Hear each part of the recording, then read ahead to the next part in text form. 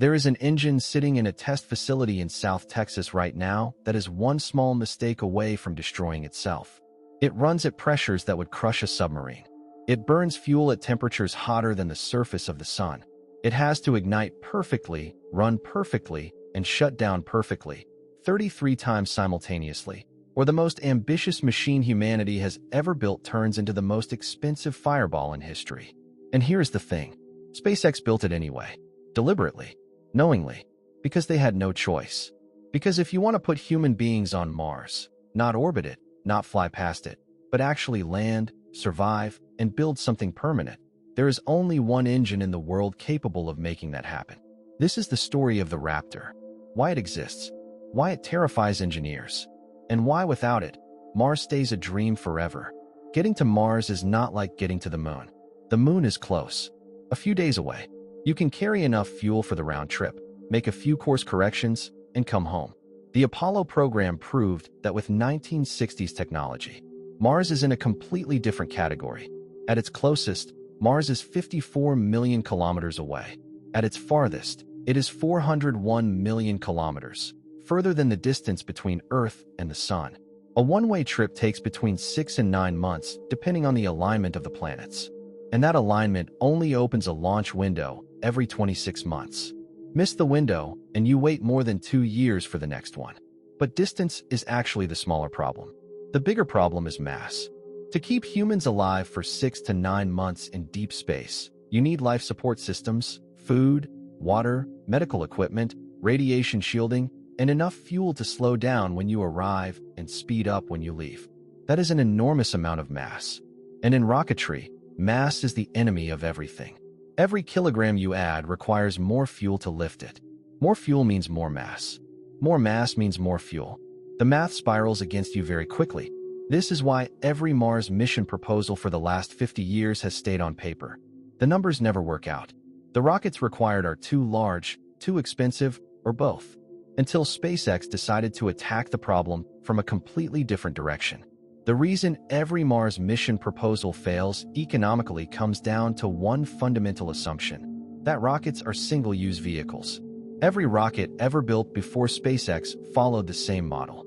You build it, you launch it, it falls into the ocean, you build another one. The entire machine, worth hundreds of millions of dollars, used once and discarded. Imagine if every time you flew from one city to another, the airline threw the plane into the sea when you landed and built a new one for the return flight. That is the economics of spaceflight as it existed before SpaceX. Elon Musk looked at that model and concluded it was the reason humanity had gone nowhere beyond the moon in 50 years. Not lack of ambition, not lack of technology. Economics. If you could land a rocket, refuel it, and launch it again, the same way an airline operates its fleet, the cost of reaching space drops by orders of magnitude. And if you could do that with a rocket large enough to carry 100 tons of cargo to Mars, you could actually build something there. Not plant a flag, build a base, build a city. That vision is called Starship. And Starship required an engine that had never existed before. SpaceX's first engine, the Merlin, was a masterpiece of simplicity. Cheap to build, reliable, and powerful enough to make the Falcon 9 the most successful orbital rocket in history. But the Merlin had a fundamental limitation that made it unsuitable for Mars. It burned kerosene, the same basic fuel used in jet engines and some military rockets since the 1940s. Kerosene works well for reaching orbit. But kerosene is a long-chain hydrocarbon, a complex molecule that never fully burns. No matter how perfectly you engineer the combustion, kerosene always leaves behind residue. Carbon deposits. Soot. The same black residue that builds up inside a chimney. In a rocket that gets thrown into the ocean after one use, that doesn't matter.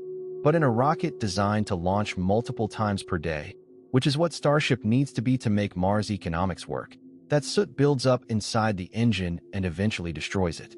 You cannot scrub out a rocket engine between launches fast enough to maintain that schedule. Mars also presents another problem kerosene cannot solve.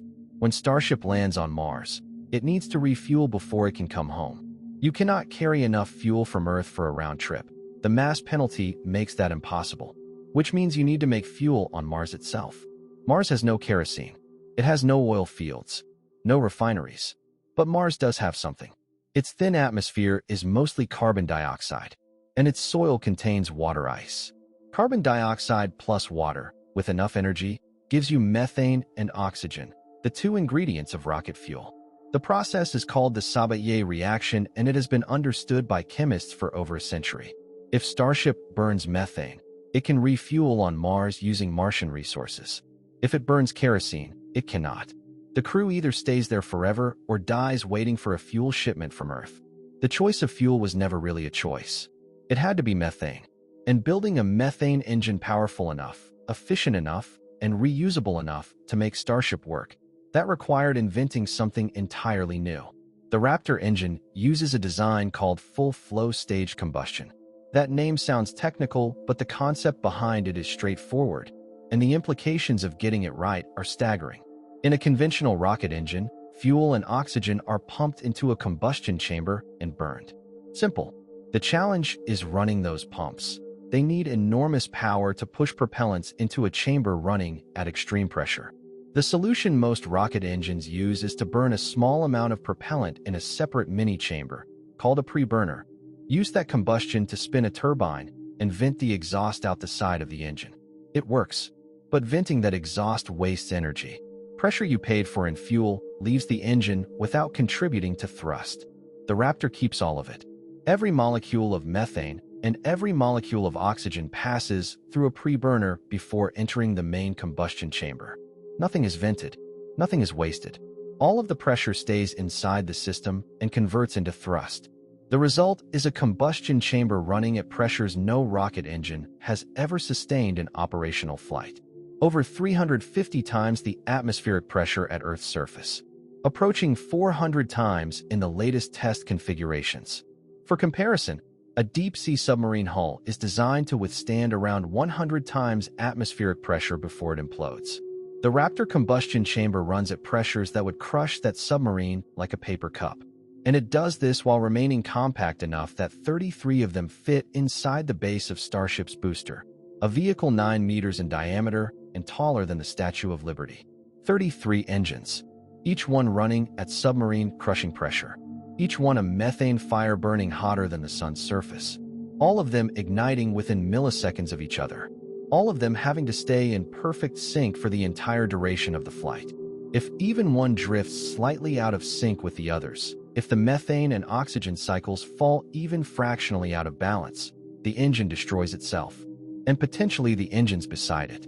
This is not a flaw SpaceX is trying to fix. It is an inherent property of running any engine this close to its physical limits. The Raptor is always operating on the edge of self-destruction. That is precisely why it produces the power it does. The Raptor did not arrive fully formed.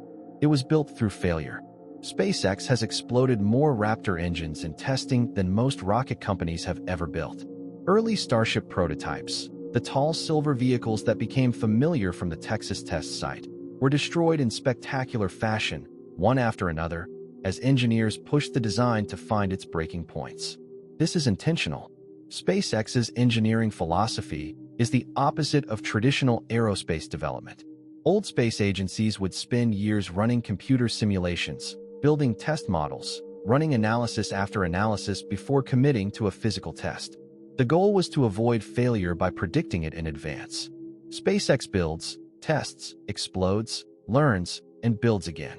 Faster than any competitor. Cheaper than any competitor. Each explosion is treated not as a disaster, but as a data point. The result is that each new version of the Raptor, Raptor 1, Raptor 2, Raptor 3, has been significantly more powerful, more reliable, and lighter than the version before it. The Raptor 3 produces 280 metric tons of thrust from an engine you could fit in a large garage. No rocket engine in history has achieved that power density, and the iteration is not finished.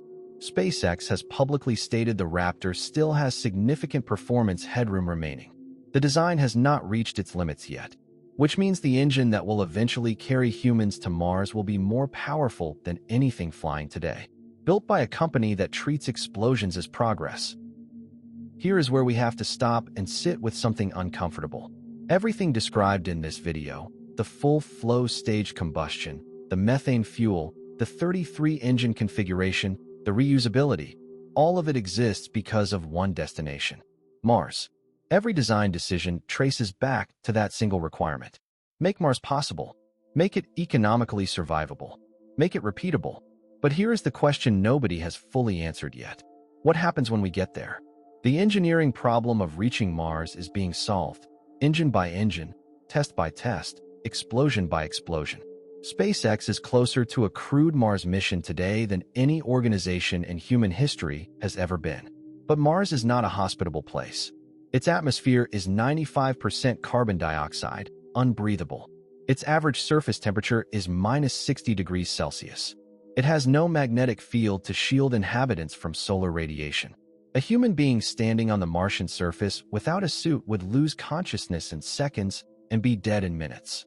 Building a permanent human presence there, the actual goal, not just a flag planting, requires solving problems that make the Raptor look straightforward.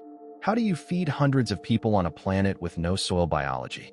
How do you build structures to withstand Martian dust storms that last for months?